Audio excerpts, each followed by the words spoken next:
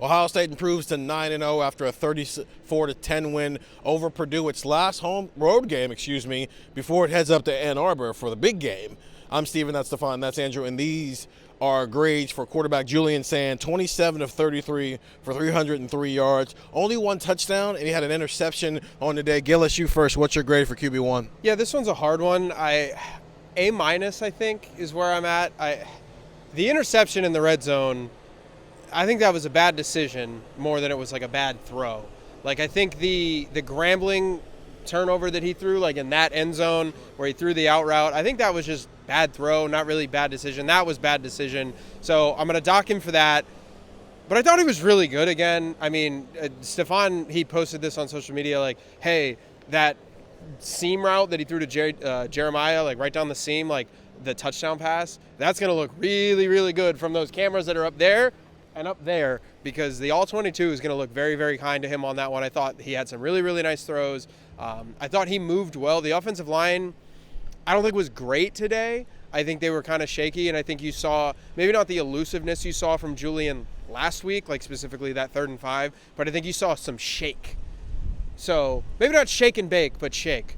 But I think you saw enough. I think you saw enough from Julian today. So A-, interception can't happen. It's not one of those interceptions that you just say, it's fine.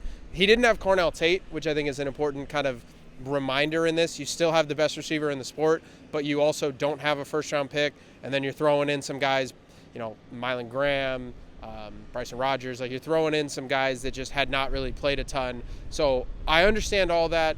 The only reason it's really not an A+ is because you got down in the red zone and you threw that pick, which I just don't think can happen. But, I mean, otherwise, this should do nothing to kind of dissuade Heisman voters or how people feel about Julian Sayin. He was really, really good again.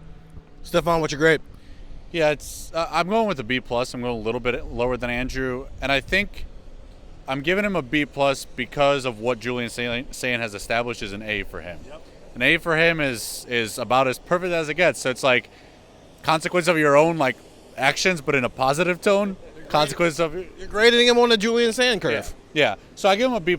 Like the missed throw to Claire and the interception were two mistakes that he usually doesn't make, right? And if he makes those plays, that's an A+ A type of performance from Julian. But I did overall think he was terrific.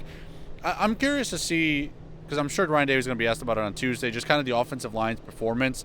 There's obviously some highs and lows, a lot of rotation. Philip Daniels was out, just different things of that nature that made life like difficult for the offensive line. And as a result, I think there were moments where it just felt like we saw Julian maybe take one more step than he would usually have to before a snap. One more, just one more look at what's coming before he makes a throw. And I wonder if that maybe went into maybe some of the timing, some of the issues. There's different variables that I thought he had to manage. You mentioned Cornell Tate being out, and we talked about it in the press box, Stephen. Like, you look at Ohio State's depth chart and you say, okay, if Cornell Tate's out, like, great opportunity for Bryson Rogers and Mylan Graham to get those snaps because those guys are ready.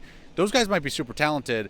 We don't know how often they get reps with Julian Sayin, right? Like, there's timing. There's like, how many times do we see Julian make a perfect throw to Cornell? It's like, dude, those guys just know each other like the back of your hand. Like, he's got to kind of get that chemistry with guys like Mylan and Bryson, guys he's not throwing to a ton in games. So there was a lot of factors that went into this, game for Julian where it could have been easy for him to play at a C. And we say, yeah, there's plenty of excuses for why he didn't play as well as we normally do.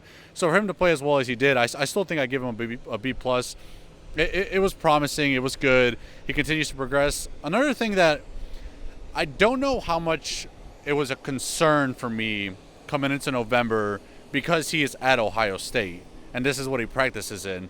But this is a California kid who committed to Alabama, and now is at Ohio State. And this is back-to-back games where it's not like these are not horrible conditions, but we're wearing jackets. We're bundled up a little more. Penn State game, you can find our videos. We're bundled up a little more.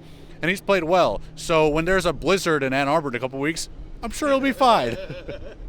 I looked at the 30-day forecast, and it did say it was going to snow in Ann Arbor. And then I probably told Stephen, don't look at a 30-day forecast. You're only going to drive yourself nuts. Relevant. Go to cleveland.com Sunday morning, read about Bo Jackson, because if it's going to snow in Michigan, Bo Jackson might do well. I was going to give him a B until you made a good point of grading him on the Julian Sayin curve. I'm going to give him a C for this game, and it's because I'm docking him 2 letter grades because he made two plays that directly cost Ohio State points, right? Might cost people money.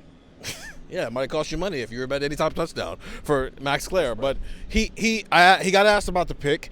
He said they dropped 8 and he wasn't expecting that. He made a bad decision. I asked him about the miss on Max Clare in the end zone. He said his timing was just off. They were just not on the same page on that throw. It's fine. It's great that he has reasonings for it because you want that if you're going to make mistakes versus he's going over to the sideline and Ryan Day's like, what the heck happened? You're like, I don't know. I thought it was good. But you cost 2 points in the red zone, which continues to be, I think, the only true Achilles heel with this offense. Because I think with the running game, the running game is not going to be they're going to get 4 yards every single play. They're going to get 2, they're going to get 3, they're going to get 1, they're going to get 2, and then Bo Jackson is going to pop one. And as long as Jeremiah Smith doesn't push a player in the back, it's a 75-yard touchdown. And all of a sudden you look up and he's averaging 6 yards per carry without ever actually running for 6 yards on a single carry. So when you get down to the red zone and you don't score on one of them because you throw an interception and the other one you end up settling for a field goal because you didn't hit a guy, especially since we saw you hit the guy on the Jeremiah Smith team earlier in the game, I think that you have to account for that because we're grading him on the Julian Sayin, Justin Fields, C.J. Stroud, Dwayne Haskins scale of Heisman Trophy level play. And that matters, right? He's at the point where we are kind of nitpicking him a little bit. I thought on his other 31 throws he was great.